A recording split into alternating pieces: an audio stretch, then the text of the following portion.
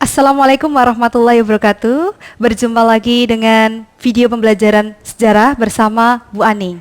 Hari ini Bu Aning akan menjelaskan materi yang selanjutnya, yaitu tentang kerajaan Islam di Indonesia. Untuk itu, anak-anakku yang berada di rumah diharapkan dapat menyimak dengan baik. Oke. Kerajaan Islam di Indonesia. Negara Indonesia kita kenal sebagai salah satu negara dengan penganut Islam terbanyak di dunia. Penduduk Indonesia juga dikenal sebagai orang-orang yang ramah, orang-orang yang baik. Oleh karena itu, banyak wisatawan luar negeri yang ingin berkunjung ke Indonesia. Seperti itu. Selain itu, di Indonesia juga digunakan sebagai wisata bahari. Wisatawan juga datang ke Indonesia untuk melakukan perdagangan. Para pedagang dari Arab, dari Gujarat dan Persia ke Indonesia tidak hanya untuk berdagang, akan tetapi juga mereka sambil melakukan dakwah. Dakwah ini nanti untuk mengenalkan agama Islam kepada penduduk Indonesia. Materi pokok bahasan yang hari ini akan Bu Aning bahas itu ada 3. Yang pertama itu ada teori masuknya Islam ke Indonesia. Kemudian yang kedua, ada kerajaan-kerajaan Islam di Indonesia. Yang ketiga, ada pengaruh dari Islam kepada masyarakat Indonesia. Anak-anakku pecinta sejarah yang berbahagia, teori masuknya Islam ke Indonesia itu ada 3 teori. Yang pertama ada teori Gujarat.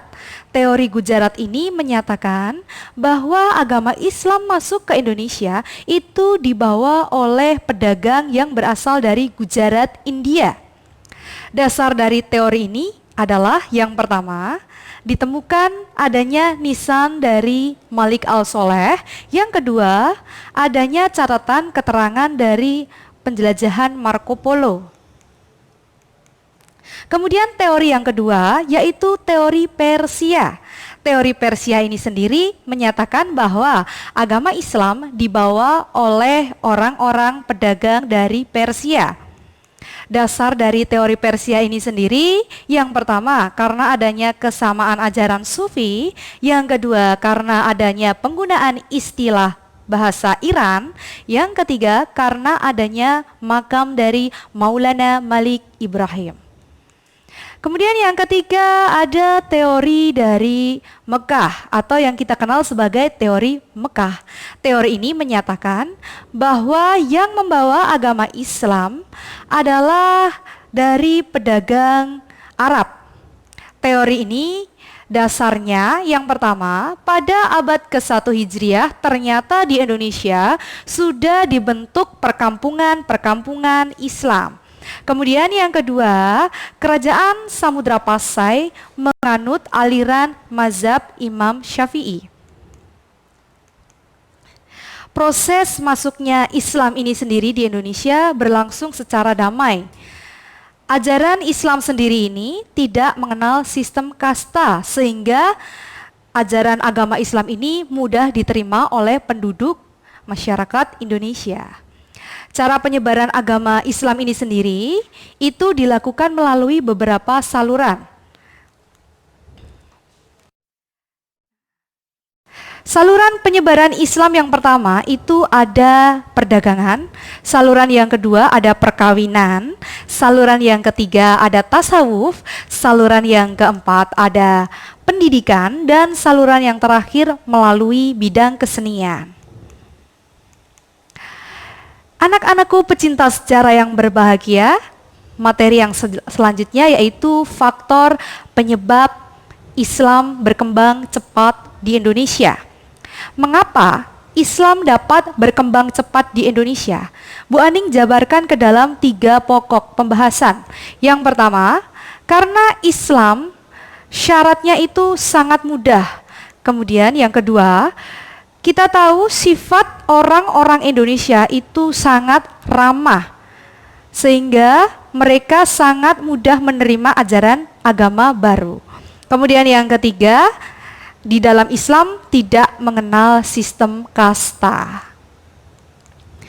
Kemudian yang selanjutnya Bu Aning akan menjelaskan mengenai kerajaan-kerajaan Islam yang ada di Indonesia. Yang pertama itu ada Kerajaan Aceh. Kerajaan Aceh ini disebut dengan Kerajaan Serambi Mekah.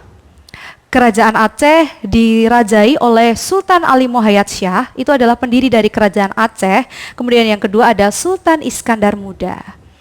Kemudian sastrawan Aceh sendiri itu ada Hamzah, kemudian ada Ar-Raniri dan sebagainya. Kemudian peninggalannya apa? Peninggalannya ada Masjid Baitur Rahman.